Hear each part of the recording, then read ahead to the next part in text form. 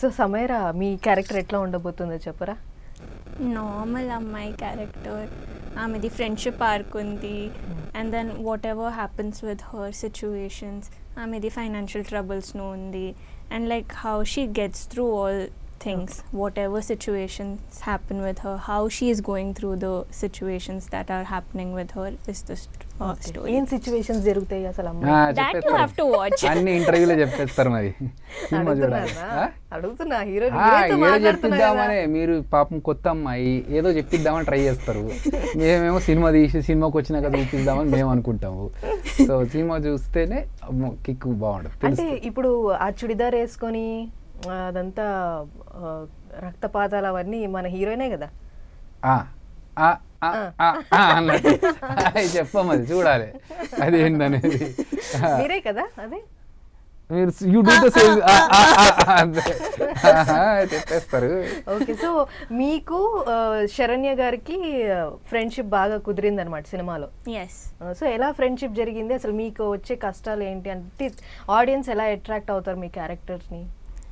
హాస్టల్లో ఇద్దరు అమ్మాయి ఉన్నారు, and they are very close friends. Very trouble వస్తుంది అనమాట.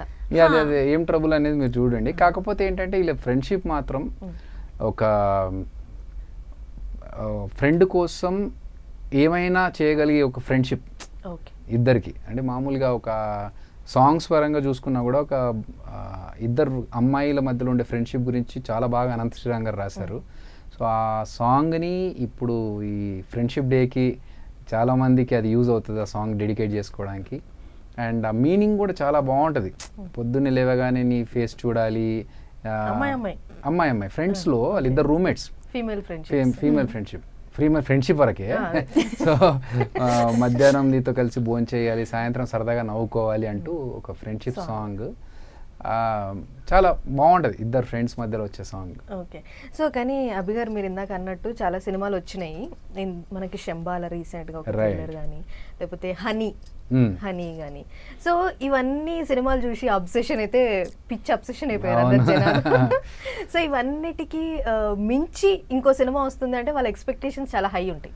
నేను మించి అని చెప్పాను, అంటే ఎవరి స్టోరీ వాళ్ళది. ఎక్స్పెక్టేషన్స్ అనేవి మాకు, మీకు అట్లా ఉన్నాయా? ఓకే. సో ఏది మించి అని ఉండదు, దేనికి దానికి ఏ స్టోరీకి ఆ స్టోరీ.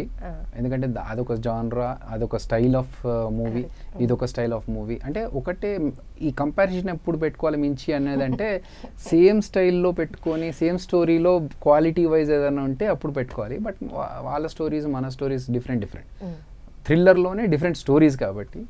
బట్ యా, ఆ మూవీస్ ఎంతైతే ఇంపాక్ట్ క్రియేట్ చేశాయో అలాంటి ఇంపాక్ట్ డెఫినెట్గా ఉంటుంది. ఓకే, అదే నేను అడగబోతున్నా. అంటే ఈ సినిమాకి డిఫరెన్స్ అనేది ఎలా కన్విన్స్ అంటే ఆడియన్స్ని ఈ మధ్య కన్విన్స్ చేయడం జర కష్టమే కదా, మస్తు కష్టమవుతుందిలే కానీ.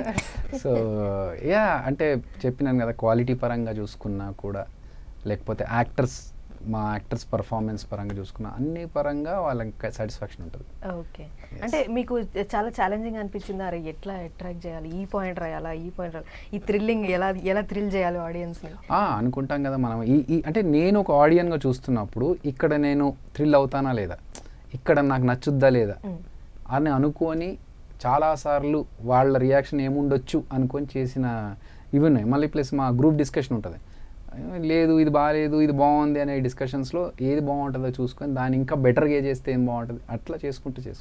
ఓకే, అంటే అన్న మరి సినిమా బాగాలేకపోతే మీరు గుండు కొట్టించుకుంటా? సినిమా బాగాలేదని టాక్ వస్తే గుండు కొట్టించుకుంటా అని చెప్పిన. అది ఎందుకంటే ఆడియన్స్కి నేను సినిమాకి ఎందుకు రావాలి అని చెప్పడానికి ఒక భరోసా చెప్పడం అన్నట్టు.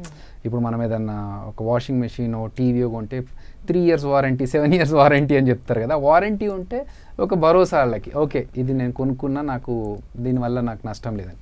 సో అలాంటి భరోసానే ఈ థియేటర్కి వచ్చి మీరు సినిమా చూస్తున్నప్పుడు మీకు నష్టం ఉండదు, మంచి సినిమా చూసామనే ఫీల్తోనే వెళ్తారు తప్ప ఏం బాగాలేదురా సినిమా, ఇదేం పక్వ సినిమా అనే ఫీల్ ఉండదని చెప్పడానికి ఆ భరోసా ఇచ్చారు. ఓకే.